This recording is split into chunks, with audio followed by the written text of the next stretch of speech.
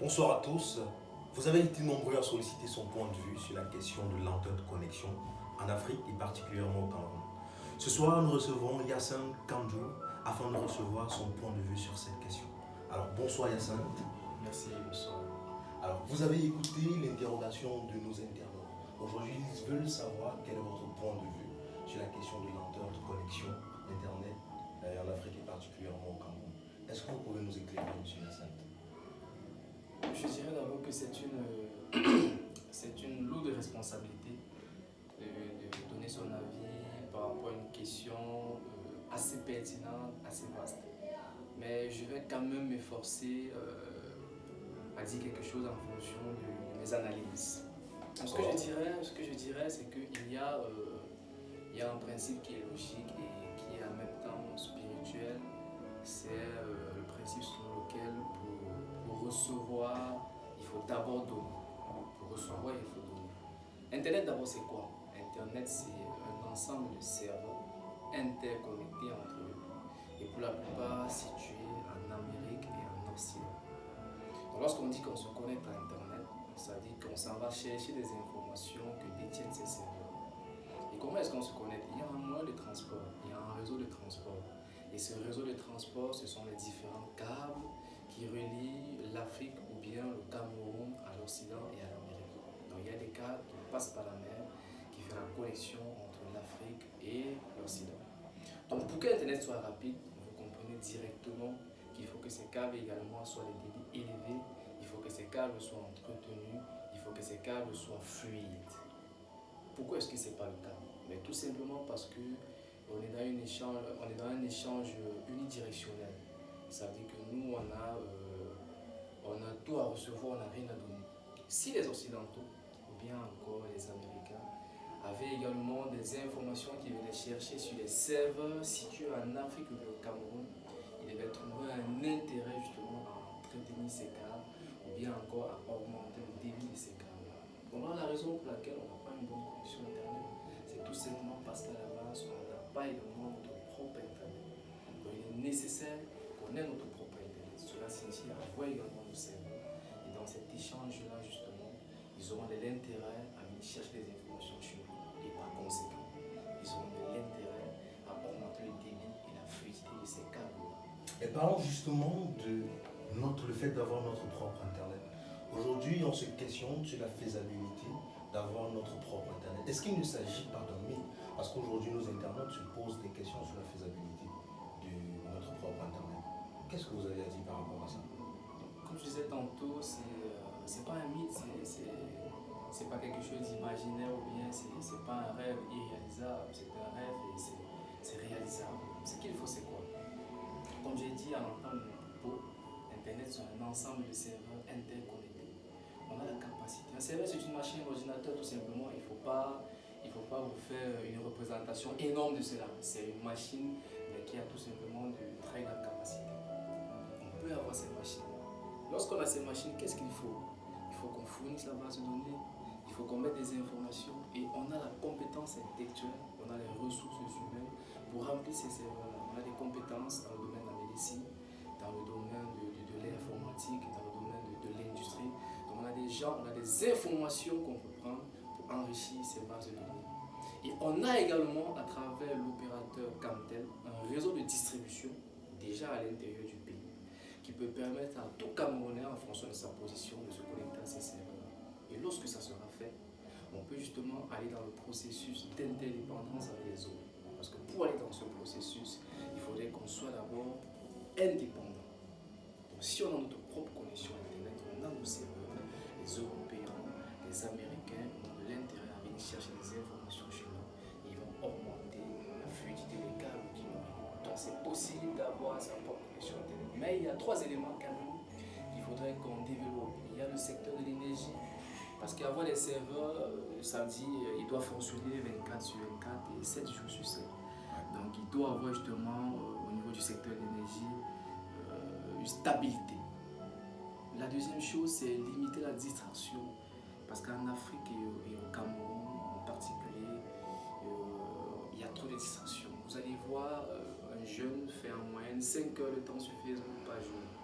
Ça revient Si vous multipliez cela par 7, vous aurez le nombre d'heures dans une semaine. Vous multipliez par 4, vous aurez le nombre d'heures pour un mois. Et vous multipliez ensuite par 12, vous aurez le nombre d'heures pour une année. Tout à fait. Donc j'ai fait ce petit calcul quand même, ça m'a donné pratiquement 1680 heures par an, qui revient à 2 mois et demi. Ce qui est assez lourd. C'est qui est assez lourd justement, 2 mois et demi sur Facebook. En une année, sur 12 mois, vous passez 2 mois et demi sur Facebook. Il y a des jeunes qui commencent leur année en mi-mars. Le 1er janvier, il est sur Facebook.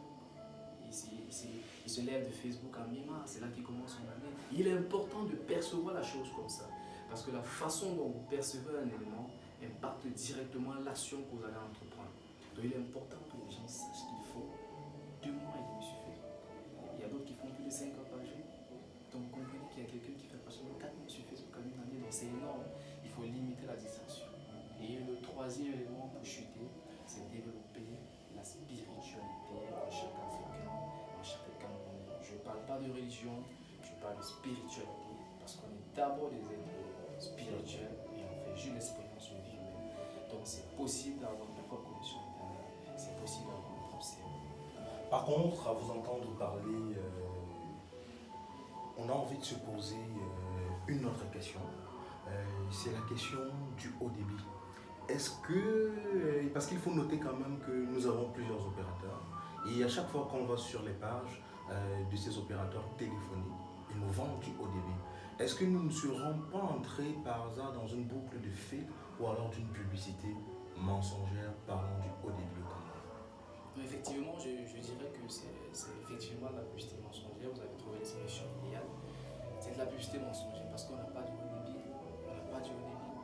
Pour avoir travaillé au service client, au compte du service client d'une entreprise française de télécommunications qui est l'entreprise de SFR, je peux vous dire qu'un client fibre optique a environ 1 gigabit de débit. 1 gigabit de débit qui correspond à 1024 mégabits. Donc vous voyez qu'il y a une grand-mère qui a ces 1 gigabit de débit et cette connexion lui permet d'aller sur le bon coin pour commander un plat de nourriture. Mais tenez-vous prêts. La seule fois que j'ai vu 1 gigabit de débit au Cameroun, parce que j'ai également travaillé au centre de transmission terrestre de l'entreprise Captel dans l'Ouest, la seule fois que j'ai vu 1 gigabit de débit au Cameroun, c'était une connexion qu'on acheminait vers le stade Omnisport de Bafoussa ou encore le stade de Kweko. Donc vous voyez qu'une connexion au Cameroun qui est dédiée à tout un stade, un Français a ça, une Française a ça chez elle, particulière, juste pour passer une commande d'un plat de nourriture. Vous comprenez, vous voyez le fossé a mis ça tout à fait, on a un gros chemin à faire. Donc lorsqu'ils nous parlent de haut débit, nos opérateurs, c'est du fait, je vais dire que c'est du fait. Parce qu'ils nous parlent de haut débit, ils nous parlent de 3 mégas, fait la comparaison avec 1024, ils nous parlent de 8 mégas maximum. Vous voyez, on n'a pas du haut débit. Et je vais m'aller plus loin. Je pense qu'il y a peu de Camerounais qui ont la capacité d'avoir un téléphone portable. Parce que notre problème également, c'est qu'on suit de façon machinale l'évolution des Européens. Ce n'est pas toujours nécessaire. Il ne faut dire pas que lorsqu'ils parlent de 5G, nous on le suit forcément le pas. Non, ce n'est pas nécessaire. On doit développer d'abord nos propres réseaux ici. Donc comme je disais tantôt, il y a peu de Camerounais qui ont la capacité d'avoir un téléphone portable. Parce qu'avoir un téléphone portable suppose avoir un abonnement téléphonique mensuel. Il y a peu de Camerounais qui l'ont. On nous a miroité, on nous a fait comprendre qu'on a cette capacité en nous offrant des forfaits du genre 100 francs, 1 million, 100 francs, 10 000, valide 24 heures. Un forfait qui vous prive même de votre liberté. Parce que lorsque vous prenez un forfait de 100 francs, valide 24 heures, vous vous trouvez dans l'obligation de l'utiliser et vous commencez à chercher les personnes que vous allez appeler, peut-être pour ne rien dire. Ils nous ont fait des forfaits du genre 100 francs, 2 milliards, valide de 2h30, de 2h30 à 3h. On ne sait pas si c'est pour appeler des fantômes. Donc vous voyez que là, c'est très compliqué. On n'a pas de haut débit. C'est malheureux de le dire, mais il n'y a pas de haut débit au Cameroun. Mais c'est possible. C'est possible de l'avoir. Il faut tout simplement qu'on développe d'abord notre réseau et qu'on ait quelque chose à proposer également. Et là, ça pourra se faire. Merci M. Yassine Kanoujo de nous avoir honoré de votre présence.